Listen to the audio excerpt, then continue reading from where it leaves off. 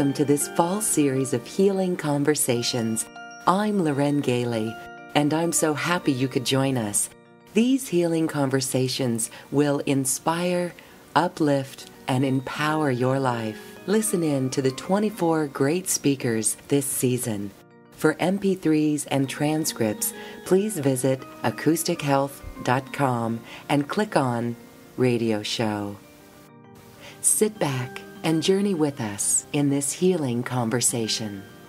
This is show number 13 of the fall series of Healing Conversations. Today we're going to be talking about life after death and conversations between two worlds. My next guest is Terri Daniel, and she herself has witnessed conversations between two worlds in the loss of her dear son at the age of 16. Welcome, Terri Daniel, to Healing Conversations. Thank you. I'm glad to be here. It must be with such a heavy heart to discuss your story with your son. How have you been able to turn that around and make it something that is peaceful in your life? Well, his death was long in coming. He was diagnosed with a life-threatening illness when he was 10.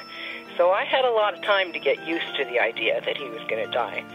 And I was never afraid of death. I've always been a spiritual, metaphysical person. So when faced with this diagnosis, what I did was when I realized that it couldn't be cured, and it was, I realized that this was an agreement between us. And I thought, instead of, oh, how tragic, poor me, why me, I thought, how interesting. What did we come here to Earth to do together that would be prompted by this experience of illness and death? So it really wasn't the kind of traumatic thing for me that it might have been for somebody who wasn't already metaphysically minded. And one of the hardest parts was having to deal with telling him that he was going to die, and even explaining to a 10-year-old what is death, because we never knew anyone who died, not a relative or a dog or anything. And I realized that as a child growing up in America, the only impression he had of death is what he saw on TV or movies or video games. So in his mind, I figured death was this scary, violent thing with blood and screaming, and that's all he'd ever seen, right? Mm-hmm. So the first thing I did was get information on different views of death from different cultures and religions, and went to the library and got children's books and all kinds of materials and started teaching him about what death is, so that he'd have a different, less fearful opinion about it. And we talked about it for years, all the time. So in that process of opening my own self up to embracing death, it made it a lot easier for him, too. And I thought that I was teaching him all this stuff, but I found out later, after he died, that he was actually the one who was teaching me. You said how interesting. That is very bold and a very spiritual thing to say in that process. What happened then when you began to communicate with him on his passing? That still must have been incredibly hard, but was it a beautiful experience? It was absolutely beautiful. I mean, he had a beautiful death. It was time to go. His body had completely shut down. He wasn't able to walk or talk. He had been in diapers for 4 years at that point. I mean, he needed total care. And he was a very, very happy kid. But toward the end, the body shut down, and I knew and he knew that it was time. And so there wasn't a lot of resistance, Plus, we had prepared for it. And I had also taught him how to meditate. And when he had begun to lose his ability to speak, I started doing telepathic communication with him, while he was still alive, because he couldn't talk. Just like when you have a little baby, you understand what your baby is expressing to you. So I understood him. And I also taught him how to do some guided meditations. So we did some journeying to the higher realms before he died. It was like practice. And again, I thought I was teaching him how to do that, but he was teaching me. So 30 minutes after he died, I was laying on the bed next to him, holding his body, and I said, "Where are you? Can you show me where you are?" And I instantly got this funny vision of him standing in a couple inches of water, or perhaps on the water, and he was wearing blue jeans with rolled-up cuffs and a white T-shirt, and he looked kind of like James Dean in the 1950s, and he was laughing and kicking his feet in the water, and I couldn't believe it, and I said, "Is this really you? Am I really seeing this?" He said, "Yep, this is what we prepared for. This is where our work really begins. And you can always find me this easily if you do your spiritual work, if you do your meditations, if you clear yourself of negativity and anger and blame and keep the conduit open, I will be there to work with you." And that was almost 6 years ago. And that's what we've been doing ever since. I want to mention that Terri Daniel is the author of 2 books, A Swan in Heaven, Conversations Between Two Worlds, which details this story that you're sharing today, and also Embracing Death, a new look at grief, gratitude, and God.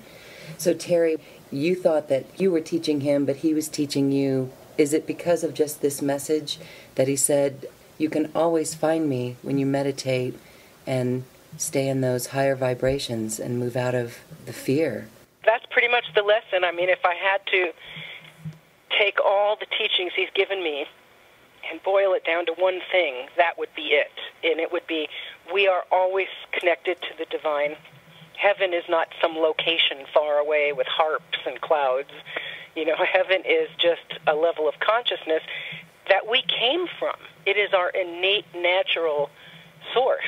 And we can go there anytime we want when we work to clear the clutter out of the conduit. That's what meditation and spiritual work is for. But here on Earth, I'm making the short message kind of long, but here on Earth, you know, we come here with egos because we need that to survive in a body. But when we can move the ego aside a little bit, the thing that we have immediately is heaven right in front of us, right inside of us.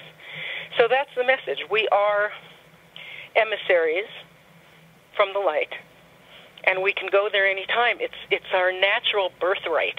It's not a gift. It's not magic. It's what we're meant to do. And your continued communication with your son, you know, lots of people right now are waking up to this and are still new to it. And it is so simple, isn't it?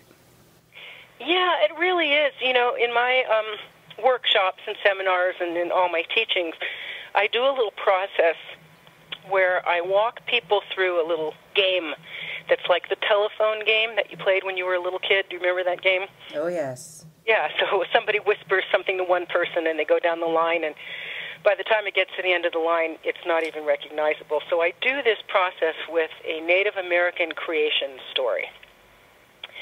And I take 3 people and I tell them to leave the room. I tell the story to the room, and then the first person comes back in and someone tells it to them. Then the second person comes back in and the first person tells it to the second person, and so on. And what we find is by the time it gets to the third person, you know, the details are gone, the names have been changed, the setting is different, the time frame, the story is completely gone. And that's how we have learned religious teachings in this culture, probably in all cultures. And so if that happens in one of my workshops in 30 minutes among 100 people, imagine what happens in 1,500 years among 1 million people with religious teachings. And so part of the thing that gets in the way of opening this conduit is that we've been taught that we're not supposed to, or that we're not able to, that only certain people in biblical history, certain prophets and sages and saints, are allowed to have this connection, but the rest of us are not. So that's a big lie that gets in the way.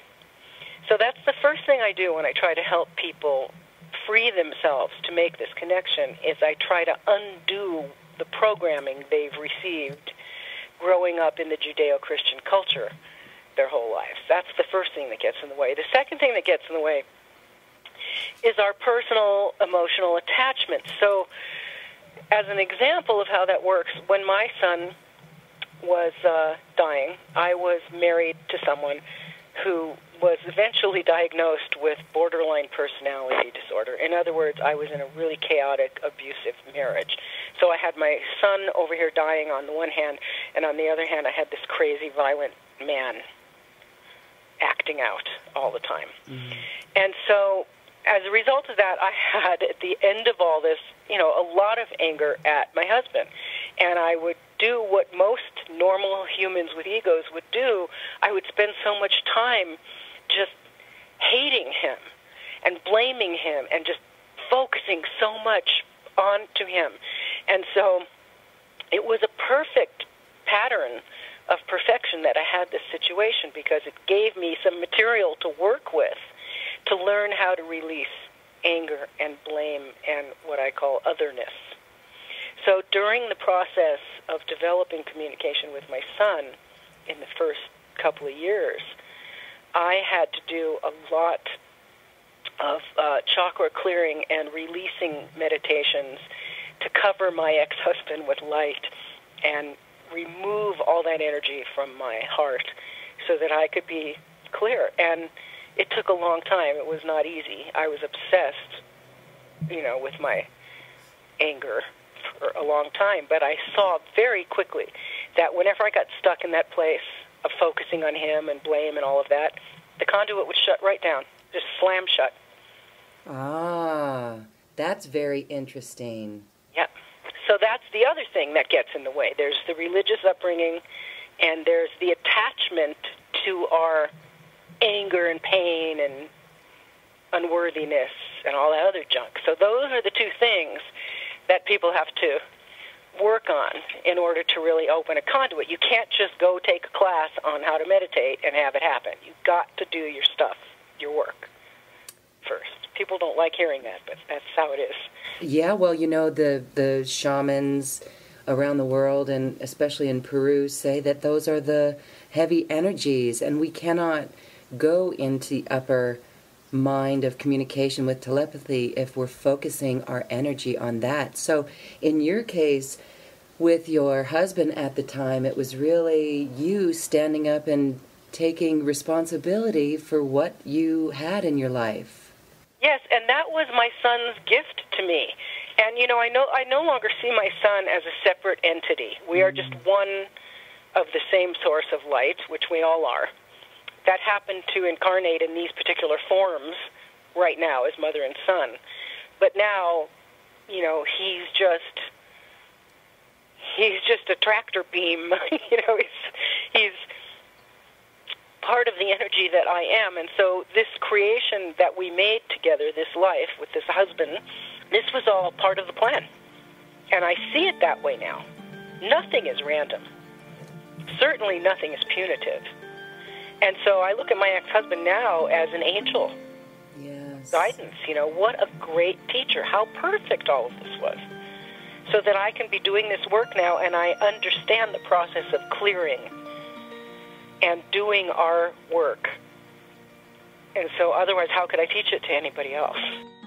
For the entire conversation, visit acoustichealth.com and click on Radio Show and register for the 24-show series of healing conversations. I now leave you with music from the universe, literally created by the universe, as musical composer Phil Windsor assigned musical notes to mathematical equations, and the result is this beautiful music. Visit acoustichealth.com.